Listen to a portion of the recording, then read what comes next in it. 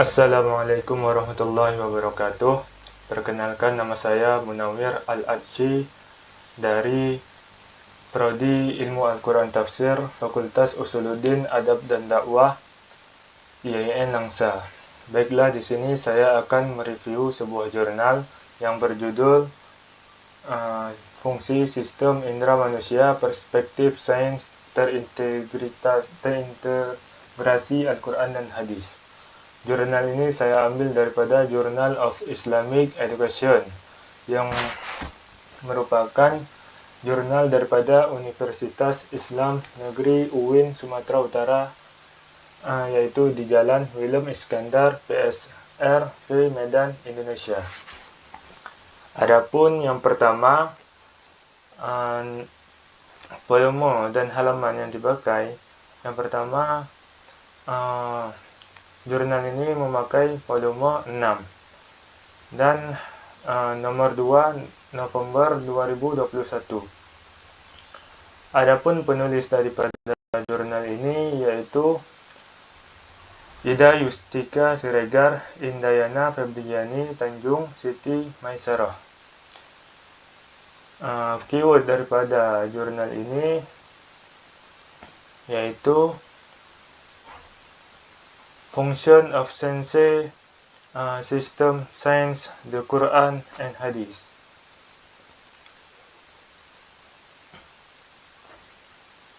Adapun refernya saya sendiri. Pertama kita akan membahas tentang latar belakang daripada permasalahan daripada jurnal ini.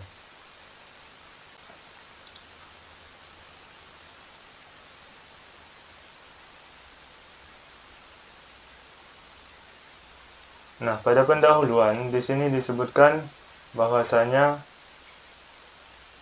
ilmu sains merupakan ilmu yang mempelajari tentang alam semesta untuk mencari tahu sekilas tentang alam secara sistematis, sehingga hanya penguasaan pengumpulan pengetahuan yang merupakan fakta-fakta, konsep-konsep atau prinsip saja. Namun lebih dari itu, kehidupan di dunia sudah banyak temuan-temuan. Bahkan jauh sebelum itu, di dunia sudah banyak sekali para ahli, para sastrawan, pakar-pakar ilmu yang menciptakan suatu ide ilmu tentang sains. Adapun jurnal ini menerapkan kepada 3 keilmuan. Yang pertama menerapkan ilmu sains, yang kedua menerapkan ilmu Al-Quran, dan yang ketiga menerapkan ilmu hadis.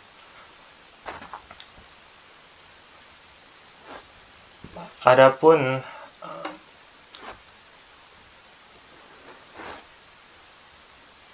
metode yang digunakan dalam penelitian ini menggunakan metode kualitatif dengan prosedur menghasilkan data deskriptif berupa kata-kata. Penelitian ini dinamakan dengan studi kepustakaan, yaitu penelitian yang melakukan proses terhadap buku, catatan, dan berbagai laporan. Adapun sumber data primer yang digunakan yaitu bersumber dari Al-Quran dan hadis, yaitu terjemahan tafsir Ibnu Katsir, dan kitab-kitab hadis yang merupakan ringkasan Sahih Muslim karya Al-Imam Al-Munziri, dan Dhaif Adabul Mufrad, koreksi ilmiah terhadap karya Imam Bukhari. Adapun data sekundernya seperti buku pintar sains dalam Al-Quran. Teknis analisis data yang digunakan dalam penelitian ini adalah Miles dan Huberman, yaitu analisis data kualitatif yang dilakukan secara interaktif, terus-menerus dari awal sampai akhir sampai dirasa cukup. Adapun tahapan-tahapannya yaitu data collection, data reduction, data display, dan verifikasi.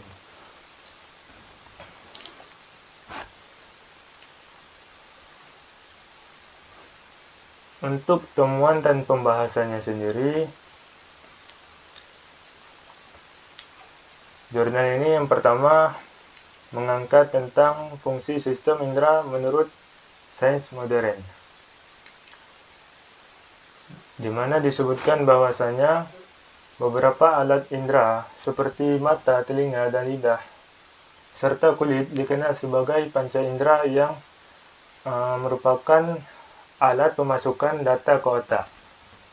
Panca indera juga berhubungan dengan sistem saraf otak, di mana indera akan mengubah rangsangan menjadi arus listrik, atau yang dikenal di dalam ilmu sains adalah impuls, yang akan dialirkan ke dalam otak.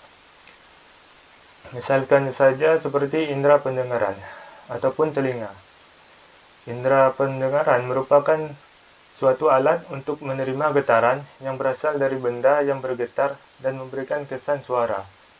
Indera penglihatan juga berfungsi sebagai organ sensorik yang kompleks sebagai penerima rangsangan cahaya yang memiliki reseptor ataupun pengiriman data khusus untuk mengenali perubahan cahaya dan warna. Indera penciuman ataupun hidung berfungsi sebagai penerima rangsangan berupa bau ataupun penciuman. Dan lidah sendiri berfungsi sebagai penerima rangsangan larutan zat perasa. Apabila kita melihat fungsi sistem indera menurut Al-Quran, ini sangat banyak dijelaskan tentang hal tersebut, di mana di sini sudah dibuatkan tabel untuk indera pendengaran. Itu ada di 3 tempat di dalam Al-Quran, yaitu di dalam Quran Surah Al-A'raf ayat 179, Quran Surah Al-Isra ayat 36, Quran Surah Al-Yunus ayat 31. Untuk penglihatan sendiri, itu ada di 6 ayat, 6 surah di dalam Al-Quran. Untuk penciuman sendiri ada di 2 surah, pengecap ada 1 surah, dan peraba ada 4 surah. Adapun salah satu ayat yang membahas tentang ini yaitu wala taqfu ma laysa laka bihi ilmun innas sam'a wal basara wal fuada kullu ulaika kana anhu mas'ula. Dan janganlah kamu mengikuti apa yang kamu tidak mengetahui pengetahuan tentangnya. Sesungguhnya pendengaran, penglihatan, dan hati semuanya itu akan diminta pertanggungjawaban. Maka dapat diketahui jika kita merujuk kepada tafsir Ibnu Katsir, seperti yang dikatakan Muhammad bin Al-Hanafiyah, beliau berkata ayat tersebut mengenai kesaksian palsu. Jadi ayat tersebut dikatakan Imam Qatadah, janganlah kamu katakan kamu mendengar padahal kamu tidak mendengar. Maka janganlah kamu mendengar hal-hal yang tidak berdasarkan perintah Allah untuk mendengar. Maka pergunakanlah telinga dengan baik karena akan diminta pertanggungjawaban oleh Allah. Adapun nilai yang terkandung dalam ayat ini adalah tentang larangan berdusta, karena sebaiknya telinga, mata, dan hati dipergunakan dengan sebaik-baiknya, bukan dengan melakukan keburukan-keburukan.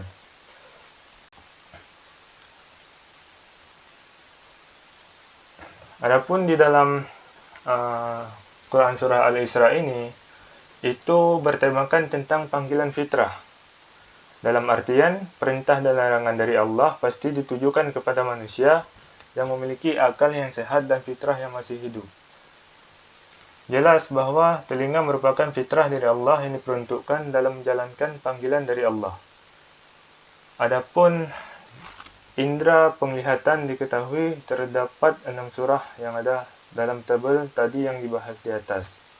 Salah satunya seperti dalam Quran Surah Al-A'raf ayat 179, وَلَقَدْ ذَرَأْنَا لِجَهَنَّمَ كَثِيرًا مِنَ الْجِنِّ وَالْإِنسِ لَهُمْ قُلُوبٌ لَا يَفْقَهُونَ بِهَا وَلَهُمْ أَعْيُنٌ لَا يُبْصِرُونَ بِهَا وَلَهُمْ آذَانٌ لَا يَسْمَعُونَ بِهَا أُولَئِكَ كَالْأَنْعَامِ بَلْ هُمْ أَضَلُّ أُولَئِكَ هُمُ الْغَافِلُونَ. Sesungguhnya kami jadikan untuk yang isi neraka Jahannam kebanyakan dari jin dan manusia. Mereka mempunyai hati, tetapi tidak dipergunakan untuk memahami ayat-ayat Allah, dan mereka mempunyai mata, tetapi tidak dipergunakannya untuk melihat tanda-tanda kekuasaan Allah, dan mereka mempunyai telinga tetapi tidak dipergunakan untuk mendengar ayat-ayat Allah. Mereka itu sebagaimana binatang ternak, bahkan mereka lebih sesat lagi. Mereka itulah orang-orang yang lalai.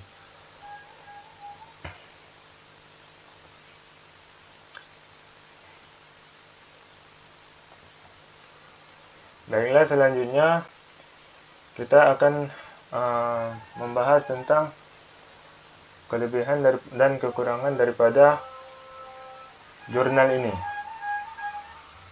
Adapun jurnal ini mempunyai banyak referensi yang diambil untuk memenuhi daripada penelitian-penelitian. Namun apabila kita melihat lagi dari segi pembahasannya, dari segi sains, itu sangat sedikit. Bahkan dari segi sains seharusnya bisa lebih dimenonjolkan dalam jurnal ini. Adapun dari segi abstrak, apabila kita melihat, maka abstrak yang digunakan hanya menggunakan berbahasa Inggris, di mana dalam keilmuan abstrak itu harus menggunakan dua bahasa utama, yaitu bahasa Inggris dan bahasa Indonesia yang menjadi bahasa baku ataupun bahasa ibu di dalam berbahasa. Oleh karena itu, untuk memberikan jurnal ini lebih ilmiah, maka diperlukan bahasa Indonesia, karena terkadang ada yang membaca jurnal ini dari dari orang-orang yang awam. Jadi jurnal ini sebaiknya memakai bahasa Indonesia. Dan dari segi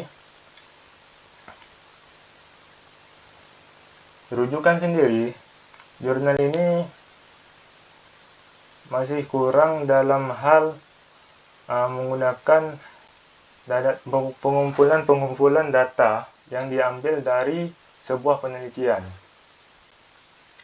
Bisa kita lihat di mana pembahasan tentang sains masih minim dalam